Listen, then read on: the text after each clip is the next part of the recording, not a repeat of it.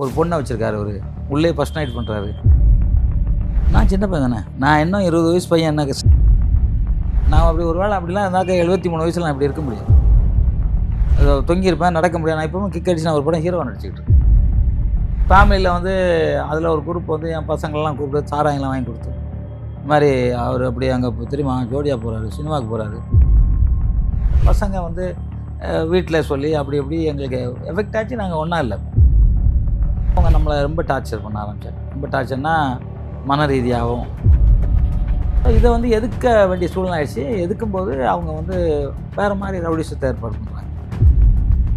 அதனால் நான் போட்ட மாதிரி ஏதோ இருக்கார், ஒரு அடி வாங்கிட்டு போவாருன்னா வருவாங்க. ஆனால் என்கிட்ட தான் அடி வாங்கிட்டு போவாங்க. என்ன சொல்ற, பயந்தேறிங்க. ஒன்று ஆம்பளையாக தான் என்கிட்ட நேருக்கு நேரம் இருக்கணும், வந்துடணும், வாயா பார்த்துலான்ட்டு. லேடிஸ் விடுறது, பின்னாடி பேசுறது வந்து ஏன் இந்த பிரச்சனை அப்படின்னா 6 கோடி ரூபா சேர்த்து வச்சு. ஸோ அது எடுக்கணுங்கிறதுக்கு தான் அவங்க திட்டம், வேறு ஒன்றும் இல்லை.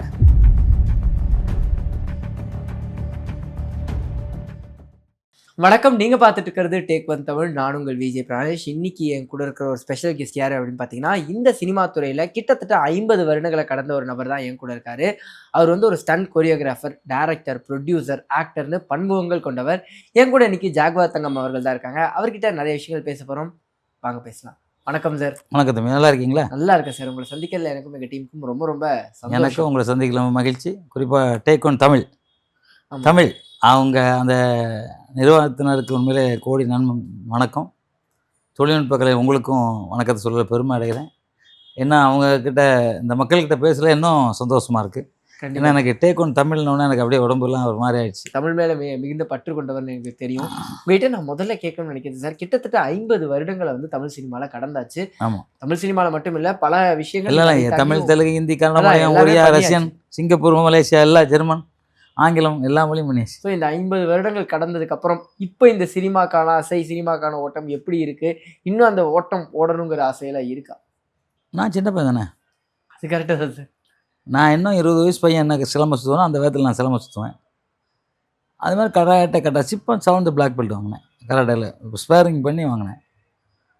இன்னும் 3.5 மணி நேரம் டெய்லி ப்ராக்டிஸ் பண்ணுறேன். கிட்டத்தட்ட இந்த 50 வருடங்கள் கடந்த இந்த ஸ்டண்ட் கொரியோகிராஃபி பயணத்திலேயே உங்களால் பலர் வந்து ஸ்டண்ட் கொரியோகிராஃபிக்குள்ள வந்திருப்பாங்க. எனக்கு தெரிஞ்சு 2 தலைமுறை அடுத்தடுத்தெல்லாம் வந்து உங்ககிட்ட ஸ்டண்ட் பயிற்சி பண்ணவங்களாம் இருப்பாங்க. கிட்டத்தட்ட 5 தலைமுறை. 5 தலைமுறை. அதை பற்றி கொஞ்சம் சொல்ல முடியுமா சார்?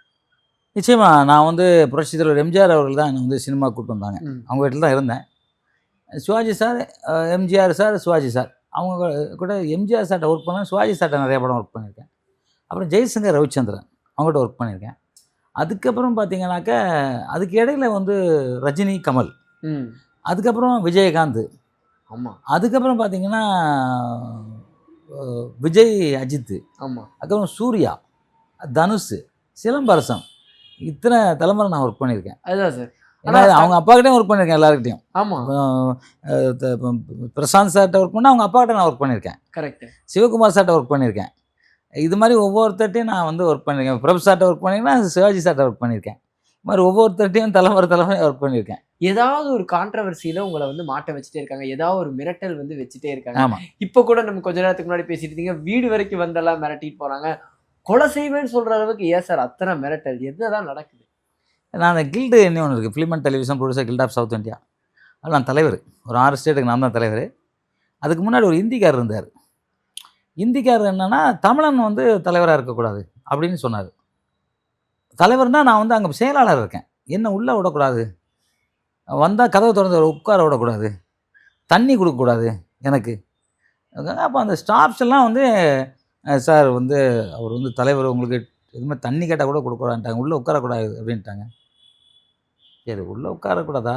எதுக்கு உள்ளே உட்காரக்கூடாதா அப்படின்னு. இல்லை, நீங்கள் தமிழரா? ஓ, தமிழனா உட்காரக்கூடாதா?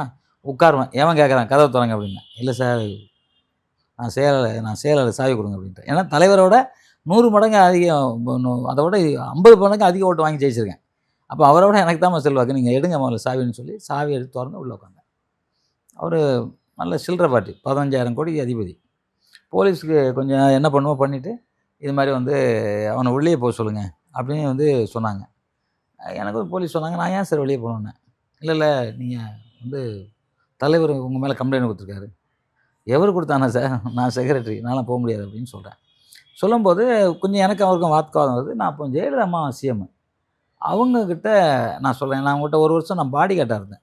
அதனால் நான் அவங்கள்ட்ட நேரடியாக போய் சொன்ன உடனே அவங்க வந்து என்ன பண்ணாங்க, போலீஸை கூப்பிட்டு அவர் உட்காருவார், யாரும் தடுக்கக்கூடாது, அவரை உள்ளே விட வேண்டாம் சொல்லுங்கள் அப்படின்ட்டாங்க. இப்போ அவரை உள்ளே விடலை. இப்போ வந்து நான் திருமாவளவன், சீமானன் எல்லாம் சேர்ந்து சேகர் இது மாதிரி டைரக்டர்லாம் சேர்ந்து ஒரு ஆர்ப்பாட்டம் பண்ணுறோம் வள்ளுவர் கோட்டத்தில். ஏன்னா எனக்கு லெட்டர் அனுப்பியிருக்காரு அவர், ஹிந்திக்காரர். நீங்கள் தமிழே பேசுவதால் நீங்கள் இந்த சங்கத்தில் பொறுப்பில் இருக்கதோ இல்லை உள்ளே வரவோ கூடாது, உங்களுக்கு உறுப்பினர் பொறுப்பில் தூக்கியிருக்கேன் தமிழ் பேசுகிறதுனால. எல்லோரும் கடுப்பாயிட்டாங்க. பெரிய ஆர்ப்பாட்டம். அப்பவும் ஜெயலலிதா வரைக்கும் போயிட்டு அது நம்ம ஃபுல் சப்போர்ட் பண்ணி அப்புறம் எலெக்ஷன் வச்சு அதில் ஜெயிச்சிட்டேன். அவங்க குரூப்லேயும் கொஞ்சம் பேர் ஜெயிச்சிட்டாங்க. ஓகே, இது இயற்கை தானே. ஆமாம். அப்போ ஜெயிக்கும்போது என்ன பண்ணாங்க, அவங்க நம்மளை ரொம்ப டார்ச்சர் பண்ண ஆரம்பித்தாங்க. ரொம்ப டார்ச்சர்னா மன ரீதியாகவும், ஒரு பொண்ணை வச்சுருக்காரு அவர், உள்ளே ஃபஸ்ட் நைட் பண்ணுறாரு, இது மாதிரிலாம் சொல்லி இது பண்ணாங்க. நான் வந்து இன்றைக்கி வரைக்கும் டீ சாப்பிட்டதில்ல, வெத்தலைப்பாக்கு போடல, பீடி குடிச்சதில்லை, எந்த கெட்ட பழக்கமும் இல்லை. நான் அப்படி ஒரு வேளை அப்படிலாம் இருந்தாக்க 73 வயசில் நான் இப்படி இருக்க முடியாது. அது தொங்கியிருப்பேன், நடக்க முடியாது. நான் இப்போவும் கிக் அடிச்சு நான் ஒரு படம் ஹீரோவை நடிச்சிக்கிட்டு இருக்கேன். ஸோ இதை வந்து எதுக்க வேண்டிய சூழ்நிலை ஆயிடுச்சு. எதுக்கும்போது அவங்க வந்து வேறு மாதிரி ரவுடிசத்தை ஏற்பாடு பண்ணுறாங்க. அந்த ரவுடிசத்தையும் நான் பார்க்குறேன். நான் சிங்கிளாக தான் நிற்பேன், நான் தனியாக வேலை ஆள்லாம் கூப்பிட்டுக்கவே மாட்டேன். ஏன்னா ஆள் கூப்பிட்டா வேறு மாதிரி ஆகிடும். நான் கொஞ்சம் சாந்தமாக போவேன், என் கூட பின்னாடி நிற்கிறவன் சாந்தமாக போவேன்னு சொல்ல முடியாது.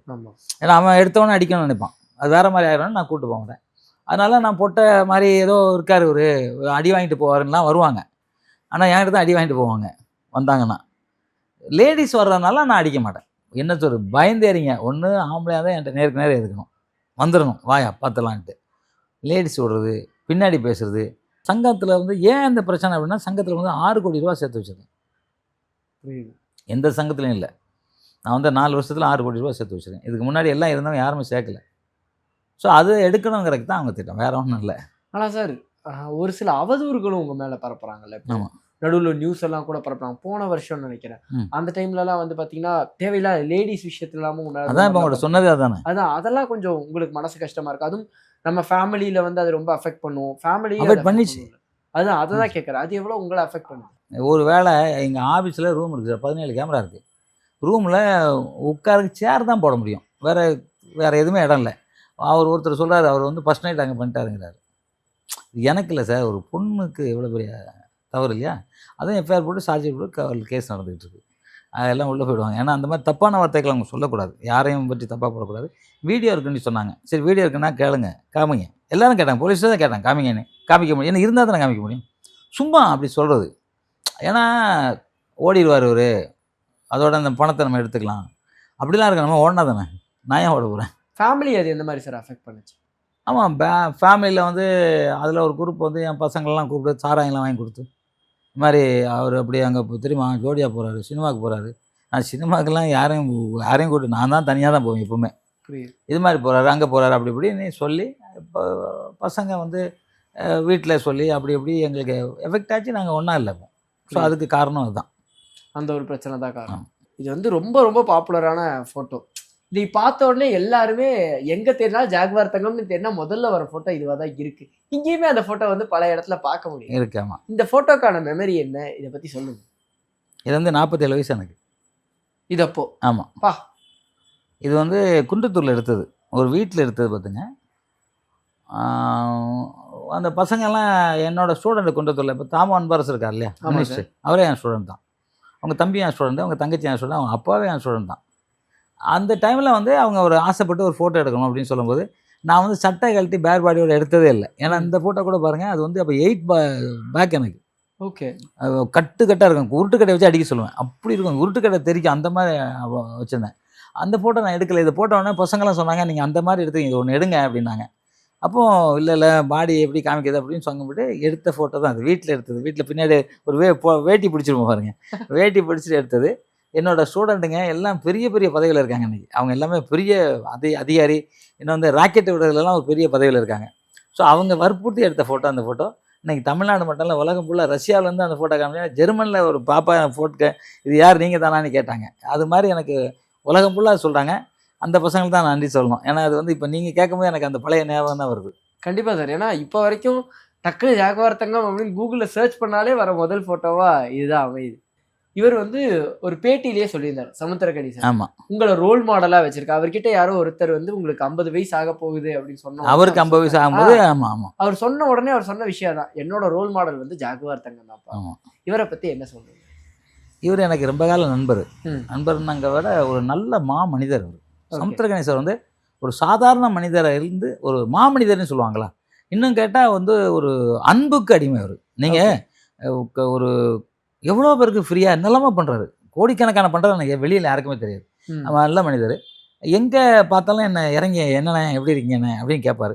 ரொம்ப சந்தோஷமாக இருப்போம். ஆனால் இந்த விஷயங்கள் எனக்கு தெரியாது. எனக்கு சொல்லும்போது நான் ஆச்சரியப்பட்டுவேன். ஏன்னா அப்போ ஒரு கோயம்புத்தூரில் ஒரு ஃபங்க்ஷன் போயிட்டு வரும்போது அவருக்கு அந்த ஃபோட்டோ பார்க்குறேன், என் ஃபோட்டோவை கிக் அடிக்கிற ஃபோட்டோ பார்க்குறாரு.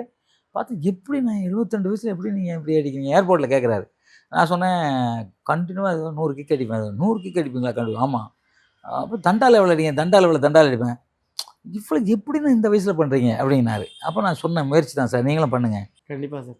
நிறைய விஷயங்கள் பேசணும். உங்களோட ஜேர்னியா, உங்களோட டிராவல் எல்லாமே பேசணும். இந்த ஒரு சந்திப்புக்கு ரொம்ப ரொம்ப நன்றி சார்.